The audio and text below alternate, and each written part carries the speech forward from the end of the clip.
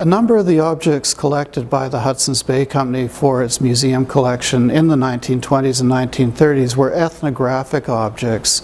The intent was to represent how people had lived prior to the coming of the Hudson's Bay Company and trying to emphasize the way that the Hudson's Bay Company and trade goods had changed the lives of indigenous people in Canada. A really fine example of this indigenous art is the moose skin coat collected by John Halkett, one of the directors of the Hudson's Bay Company, probably in 1822 on his visit to Red River. This coat is a particularly fine example of a style of garment. There's about maybe 25-30 of them in the world that are very much following a European pattern, basically a frock coat pattern, but were made by indigenous people, made probably by a Métis or Cree woman at that time. It's beautifully decorated with porcupine quills. It has painting on it.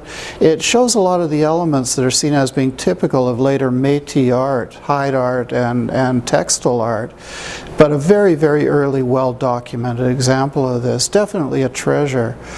From a slightly later period than the moose hide coat collected by Halkett is this Cree hood that is made strictly with trade materials. The hoods were typical of the clothing worn by indigenous people in the prairie area. They were obviously necessary to keep people warm in winter, keep rain off, keep snow off, etc. In this case, it's a beautiful example of how a very practical object has been made with trade goods. It's typical also of how into the mid-19th century the effect of the Hudson's Bay Company and the trade goods was becoming more and more prevalent. Things were becoming more conventionalized. You find that indigenous people are adapting their material culture to use more and more the products that were brought in by the company and traded to them.